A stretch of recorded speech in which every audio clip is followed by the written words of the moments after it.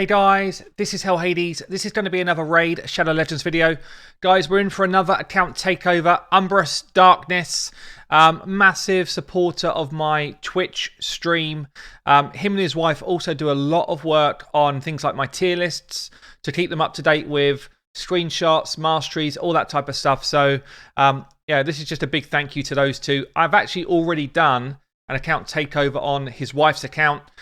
Did it all, recorded it, did a really good job. I was really proud of it. And then somehow I deleted it and emptied my recycle bin in the same day, the day that I was meant to upload it. So we didn't get that video out, but we're going to do a video here for Umbrous. So we've got a pretty endgame player. He's kind of like self-admittedly a high spender in the game, or pretty high spender, or spends a reasonable amount anyway. You can see his great haul is coming on great shakes. What we're going to look at today is building a second arena team. He's actually got quite an interesting way of looking at the arena because of the quests that you get in advanced, where you get some where you need to fight with a tag team with the same affinity. You get some where you need to fight with a tag team with all different affinities. So he's actually built 3 teams, as you need to, for the 3v3s. And if we look at the way his teams are set up right now, we've got one team which is all the same affinity. This is also his main team. We've got one team with all different affinities, which he wants to keep. So basically he's asked if I can build the third team, or really it's the second team, the second strongest team, but out of whatever I want that's left. So I'm going to keep these 2 teams the same. I'm going to try and build this team to be stronger for the arena. Which hopefully will give him a second option as well for his main team, depending on who he's up against. And we're also going to be focused on dungeons. So he can farm the dungeons. He just wants to try and get some much faster clear times going. So yeah, if we look at what we've got here, 2:30 is kind of his best. But he did send me through his kind of more recent average times. So let me look. So what we got, Spiders is actually pretty good. 47 seconds is like a normal time. Dragons, 150. Fire Knights is 3 minutes. And Ice Golems, 4:30. So the first priority is that arena defense team. Then it's going to be Fire Knights, because Fire Knights is where he needs his gear. Then Ice Golems, and then we'll see what we've got time for after that. But the other 2, to be fair, are already pretty slick. Let's have a quick look then at his lineup. So he has pulled good champions. I don't know, is anyone else finding that you get this loading thing going on nowadays? I feel like it's one champion randomly each time I go into the champion list. It's gone. Fine. Yeah, so we've got good champions here. Some of them are already kind of built out, as we've seen. Other ones I'm going to rebuild for today's purposes. I mean, straight off the bat, I'm seeing a great lead here in a Kaimar for an arena team. We've got Ray, we've got Yannicka, we've got Suzerain, Kreela, Annie. You know, we have got good champions here to build into this third arena team. So I'm quite excited for this, actually. We could even go Kaimar into someone like a Sylar. So speed into drop their speed and turn meter, which gives us time then to land something like a buff clear nuke, and then followed up with a second nuke. That would be a pretty wicked team, or a second nuke here. So there's actually tons of options already that I can see. I'm going to build out this arena team first. We've got tons of silver, tons of resources, and then we'll get working on some dungeons after that. Okay, guys, we are into arena team. So I built quite an interesting team here, probably a fairly experimental team. I'm interested to see how it runs myself. So I've got Sylar as my fastest champion.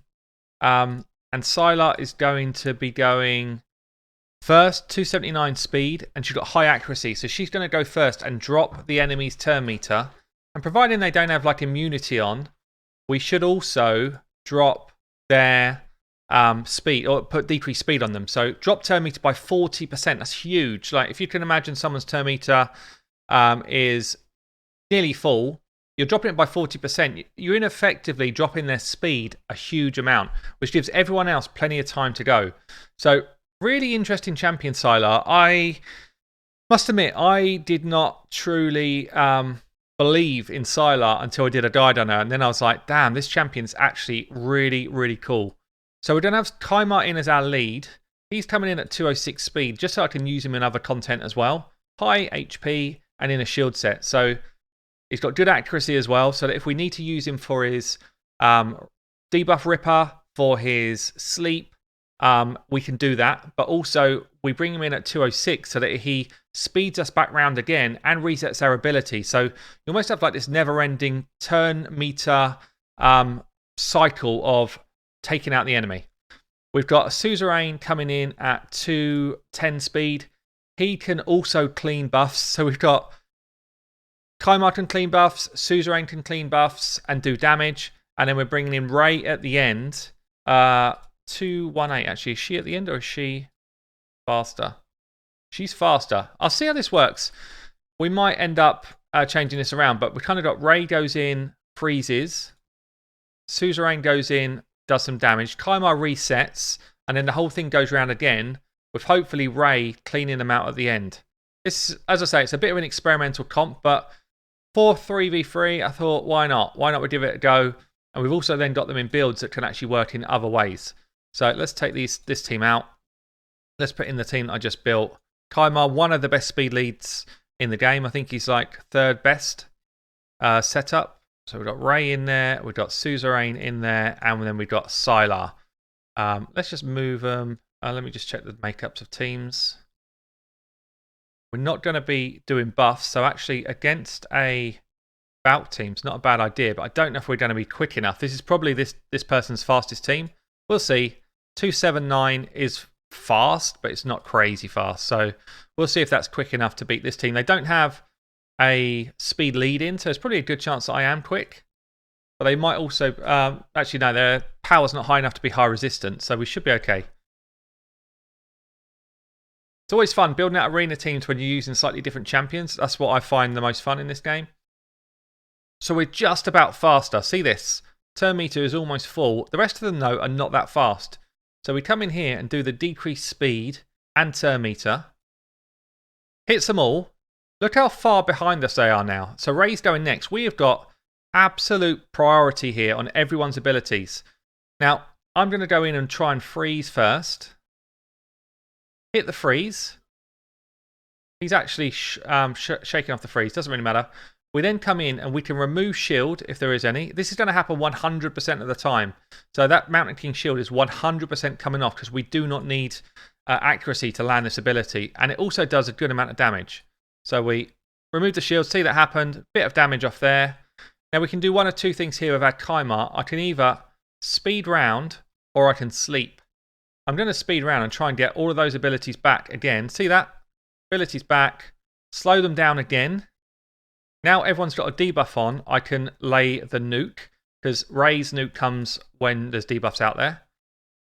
And it's kind of like a perpetual damage dealing team, which should just absolutely slam the opponents. They put some buffs out, it's fine, we'll rip those off with our Kaimar. We can put decreased accuracy out there. Everything's AoE here, so we're going to wake these people up. I just need to sleep them again. Freeze them again, sorry, remove their buffs. There's so much buff removal here. So even though we're fighting this person's best team, we're actually doing a ton of damage.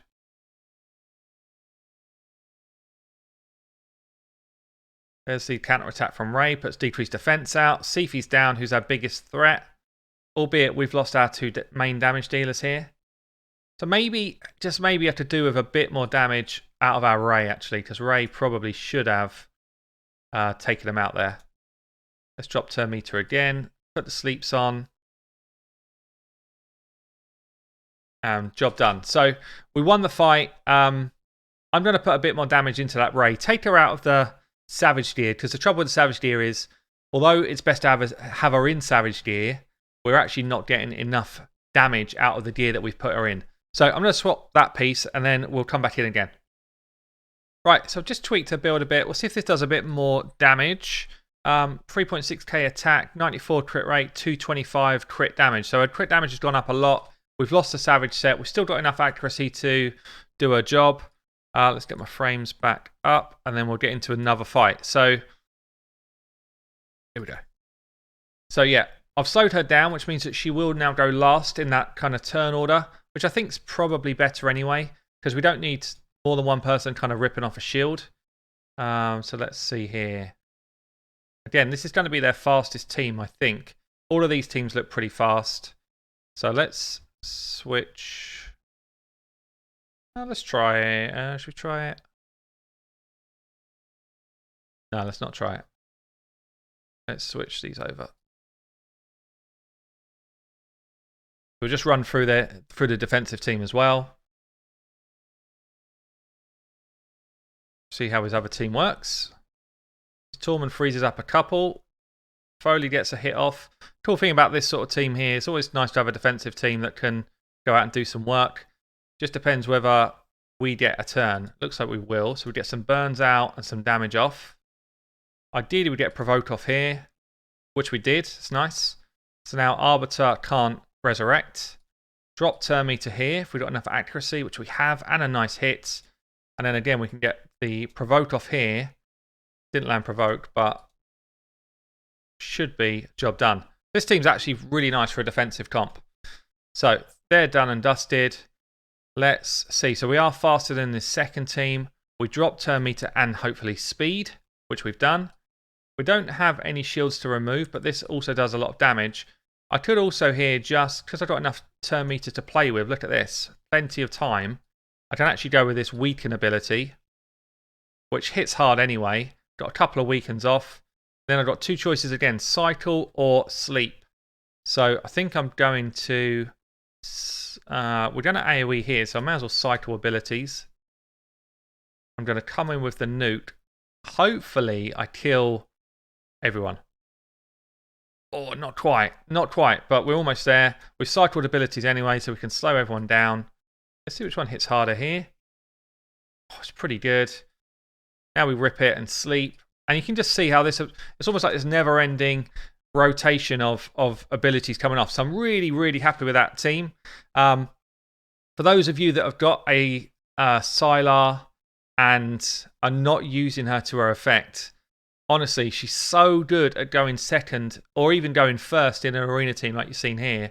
Especially if you're kind of looking at your second group of teams and perhaps you don't quite have, you know, the right level of champions to do a second crazy team. So this arena team is good to go. I'm now going to get on and work my way through some dungeon comps. But yeah, really pleased with that. Okay, guys, I built a bit of a squad for dungeon content. We've got a Morsian Mage built up to be fast, defensive. We've got a Seer built up to be slightly slower and high crit damage, good accuracy. Could probably do with a bit more HP on her build, to be honest. Maybe an HP chest would be better here because she is in a little bit of danger of dying with only 31k HP. We'll see how that goes. We've got Zargala as a decreased defense champion. High crit, high speed, high accuracy, faster than our Seer, which is important. We've got a Tyrell in the same place. Another decreased defense champion. Basically, in case we need two different affinities. That works nicely. We have got a Cold Heart in Relentless Gear. I've just built an Apothecary just as fast as possible and defensive. And then we've got champions like a Kaimar from the arena that can come in. We've got a fast Arbiter, a fast Sifi that were already on the accounts. And we're looking for fast runs here, so I'm not looking for slow-mo runs. Martyr's built as well, so tons of options here. We're going to get into some Fire Knights and try and see what we can do. Okay, so this is going to be the team that we try then. We've got speed, we've got control, drop defense, a couple of Heart Seekers for drop turn meter. Let's see how we get on. It's possible actually that one Armiger and one Cold Heart might be the better option here. But all I'm thinking of is plenty of control, plenty of speed running through the team, and then a good amount of damage from the two Cold Hearts. I've got no idea why they do not focus this Errol when they're doing these hits. Errol's easily the biggest threat of these waves. They decide to leave Errol till last. Pretty good damage coming in though. Quite fast, sort of clear time. As long as we get to the boss around 1 minute 20, 1 minute 30. I'm quite happy with that. Bearing in mind, like the best time so far in this account is 2 minutes 30, and normally he's hitting more like 3 minutes 30. So if we can get a consistent run that's around 2:30, I'd be really happy with that. So we get the provokes out again, which means that our damage dealers are protected. Gives them freedom to get their damage off. And obviously we get these counter attacks. And Marta's built well, so she's doing some good hits.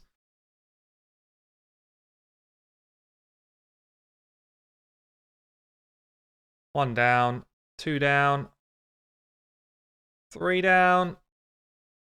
And we're going to get through to the boss. Yeah, around 1 minute 30. Just use the Heartseeker there. That's actually really good timing to use that as well. Means that we're going to have a good chance of getting a Heartseeker actually into the shield. Not into the shield, I mean. Which is unusual. Oh, we're going to get it off in time. Should be one there. So we dropped turn meter first time. That was pretty fortunate, I've got to be honest. You're not going to drop turn meter every time on the first hit like that. But Relentless Gear on a Cold Heart is actually really effective. So decreased defense is out there.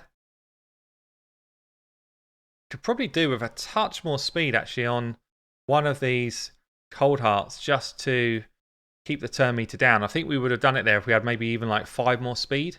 But as it goes, we put the Heartseekers right into the shield again.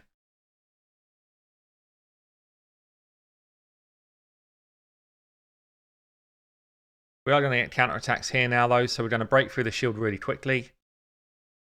2 minutes 30. Shield's down.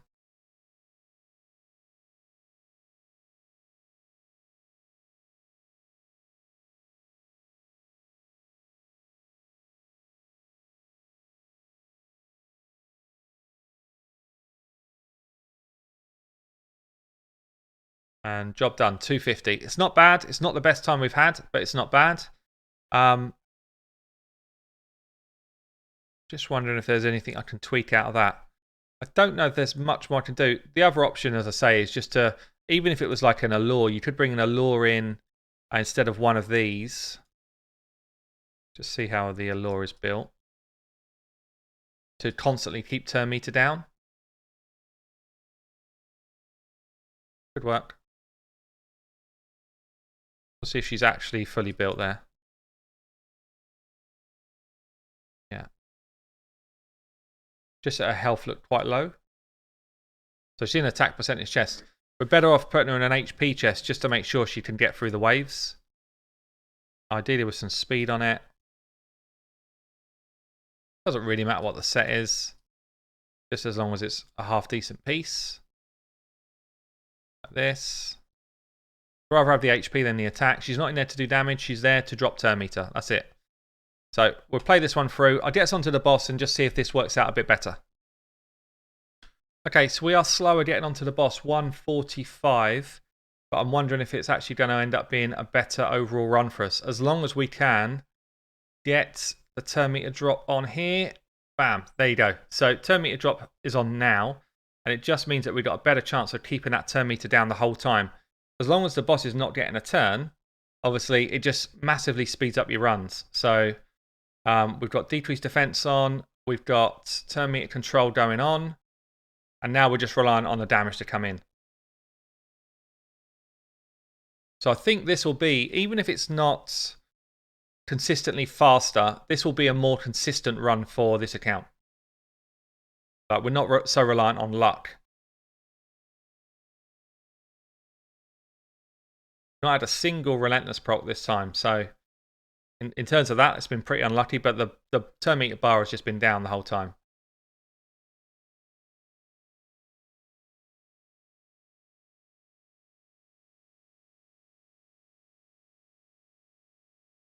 To the point where I'm wondering if we've even got the right Cold Heart here. Have we got the Relentless one or not?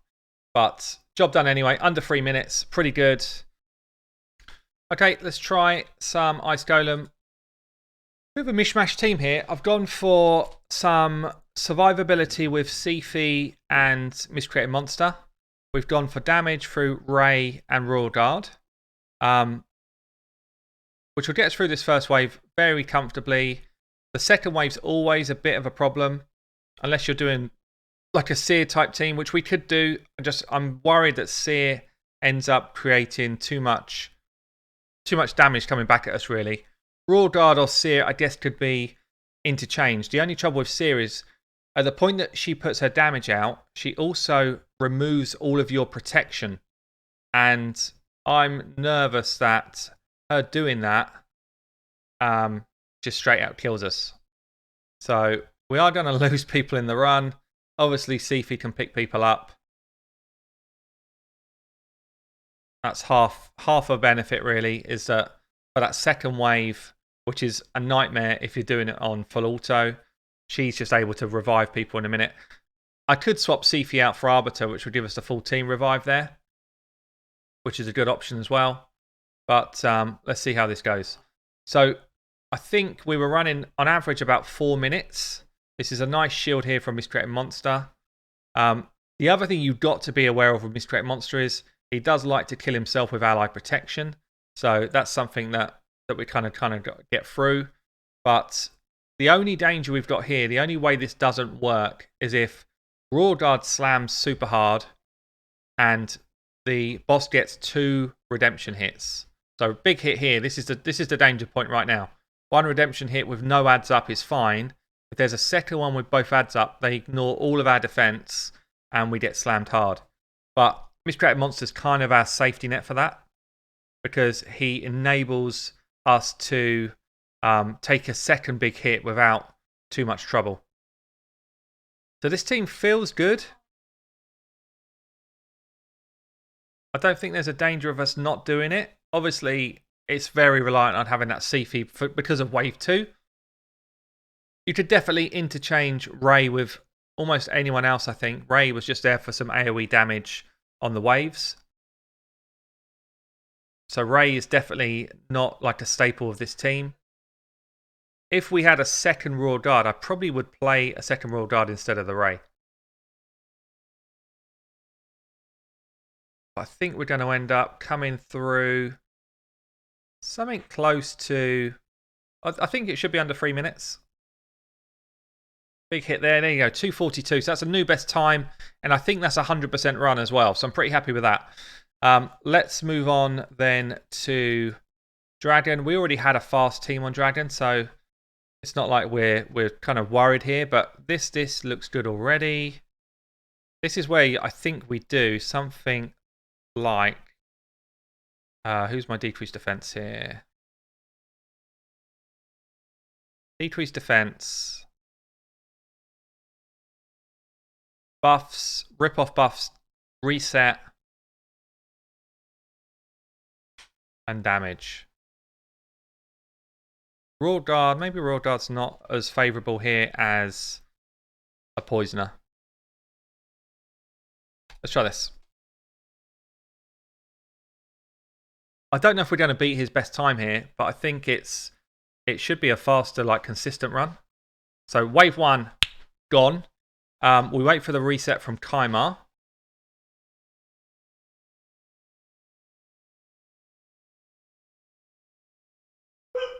We wanted the decreased defense to go out before Seer did her wipe. It's still going to be pretty quick to get through wave 2. She's going to do it again anyway. 30 seconds onto the boss. And now we're relying on poison. So poison is going to be what kills the boss here. We've got 2 people dropping poison, Kaimar and Frozen Banshee. Everyone else is just kind of like dropping the decreased defense, decreased attacks, all that type of stuff. Seer does do a cleanse, cleanse your buffs, which will get out a bit more damage as well. We get the cooldowns back. Seer's going to go again. More poison on. And this feels like a pretty strong team. I'd say consistently under a minute and a half. Or generally under a minute and a half, I reckon. Just waiting for another nuke from Seer. Oh, not quite. Go on, finish it. Finish him. There we go. 1 minute 30. Bang on. So best time is 1:20. That's a 1:30, and I'd say that's consistent. If I was able to tweak that Tyrell, why did Tyrell go there? Kaimar's, I think Kaimar's a bit fast. If I was to speed Tyrell up a bit more, or slow Sear down a touch, we get the reset at a better time there. So I might just be able to... It's actually quite quick already though.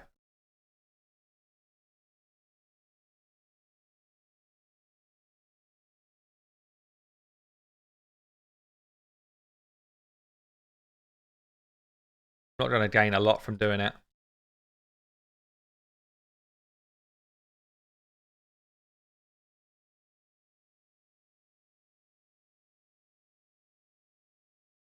Yeah, I don't know if there's much to be gained here. 4 or 5 speeds, not going to make the big difference.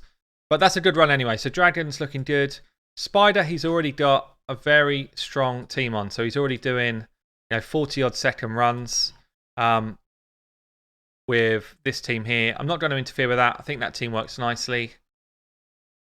If it's consistent, then we're happy with that. So the last thing I'm going to do on this account today is to try and beat stage 12-7 in campaign on Nightmare. So this will be a sacred. If we get it, we're going to pop it.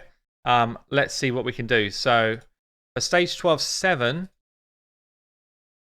the only comfortable way to do it is with a Paragon. I think I saw a Paragon on the account. And it's a strat called the Paragon Cheese. Where are you, Mr. Paragon? Did I see one or not? Yeah, here you go, Paragon. So Paragon with one other. Basically, you have to have a Paragon running at 200 odd speed, which we're nearly there. Might be a tiny bit slow, actually. 200 odd speed, and then you need a damage dealer to come in, ideally in lifesteal gear. So I think we'll use Marta because she's already in lifesteal. And Paragon soaks up all the damage. And then your damage dealer like Marta or Tyrell or Miscreated Monster or anyone who's got AoE high damage basically can do all the work. So you put Unkillable on yourself as Paragon. You then, we don't really want Provoke actually. Maybe Marta's not the best for this. Because you want all of the damage going into your Paragon like that. See that? We put decrease attack on someone. All of the damage goes here. I'm then going to go AoE actually, just to get my health back up, put my Unkillable back on, and then this is what you do. But you have to beat the level within 10 minutes. That's the biggest danger. You've got a 10-minute kind of countdown to be able to do it. I don't mind those provokes coming into me there because we can take a hit. But this is where you need the Unkillable for the boss. The Unkillable part is really for the boss. We'll keep going A1s.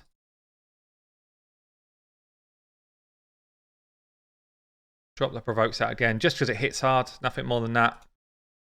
Keep the Unkillable up on your Paragon.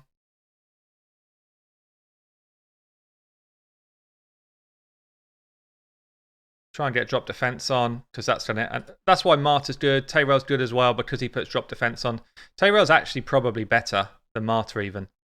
But he's not in lifesteal gear right now, so I'm not going to change his gear just for this. And really all we're on a time limit here. We're on a time limit of 10 minutes. The only danger you've got is if you rotate from one level to the next and Paragon is not yet ready to place his Unkillable buff back on himself. If you mistime that, then it can be a wipe. But this should be all you need to do. Pretty fast Paragon. You saw he was 3-star. He's level 30, 3-star. He's weak, but doesn't matter because the ads, all of the mobs love him. They want to go and see him. So this is the danger zone. See this? I'm just kind of making sure that we don't end up losing our Unkillable. I keep the provoke just in case something goes wrong. And then that way Marta can at least provoke when I get into the next stage if I need to. Shouldn't need to though. So on to wave 2, we've got the Unkillable up, so we're good. You need to be careful here. you want to try and control Lord Shazar. Your Lord Shazar can actually drop bombs on you, which will nuke you completely. So the provoke here is actually quite helpful because I want to kill him as quickly as possible. Got enough health to be able to deal with the initial damage. I'm still in danger here. Lord Shazar could definitely take me out. So he's dropped bombs on me. See this? We've got 2 turns on these bombs. I'm actually quite worried that might just be a one-shot.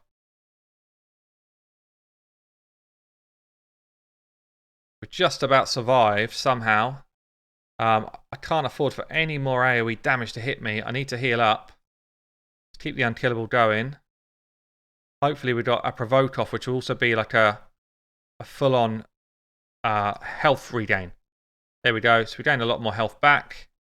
Keep going on that Shazar. Make sure he doesn't take us out.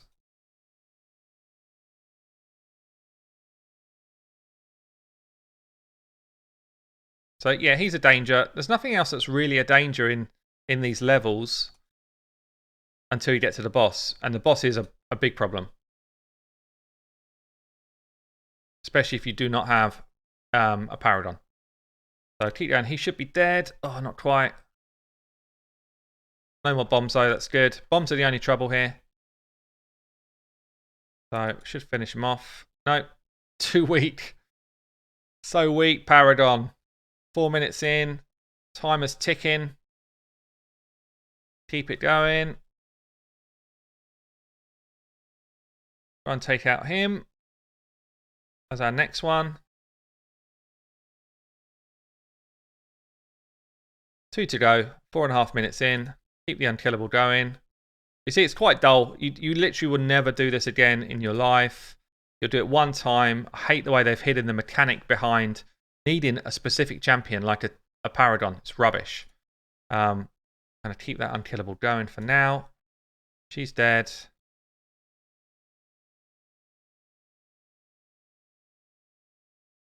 I think she's dead. This is risky, but I need to keep my unkillable for when I face the boss. She is dead. Good. Okay, so we're on to the boss. Keep that unkillable up. If he unlocks his ability, it should go straight into Paradon.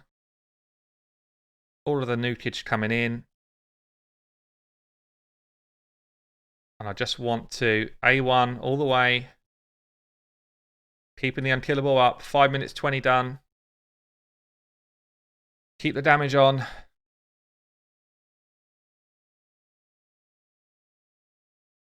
And this is the only legitimate way to beat this boss, which is so dumb. So dumb. And a lot of people have, their Sacred Shard hiding behind this or whatever. But I'm beating it with a level 30, and a lot of people, if you've got 15 other legendary champions, they're not as effective at surviving that peril. Look how often that peril is procced. I think that's the 3rd time already. It's meant to be on like a 10% chance or something. That's about the 3rd time I've seen it proc already this run. So already we would have failed 3 times if we weren't using Paradon. And if you had a whole squad of legendary champions, they can't deal with this as easy as Paradon can. So we're well under the timer. 10 minutes is the timer. Yeah, I'm sure if you're still watching, congratulations, because I'd imagine this is boring as hell, but sometimes, or plenty of times, I get asked how to do this.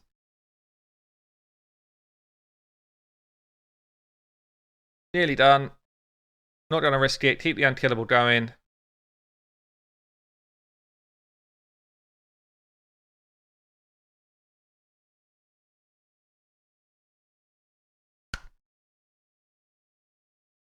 Did you see that? We just lost him like in the last hit.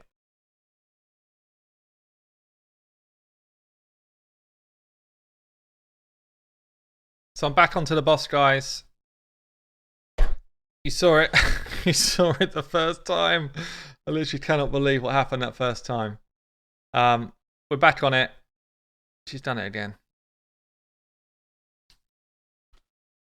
Okay, guys, we're back. We're back again. Literally the last few hits. This is the most boring thing in the game. Literally want to rip my own eyeballs out to do it, but we've done it. We've got a Sacred for Roses, or Umbrus, as he's known in this account. It's boring, guys. So boring. But we go onto the map. We collect the Sacred. It's double Sacred weekend. So we're going to finish the video with this pool. If I can just make one space. Put someone in the vault for a second. Let's see what we get. Is it a legendary? Is it worth that mind-boggling event of trying to beat Ultra Nightmare campaign? No. Anyway, guys, I want to cry. I've been Hell Hades. I hope you enjoyed the video. I'll catch you later.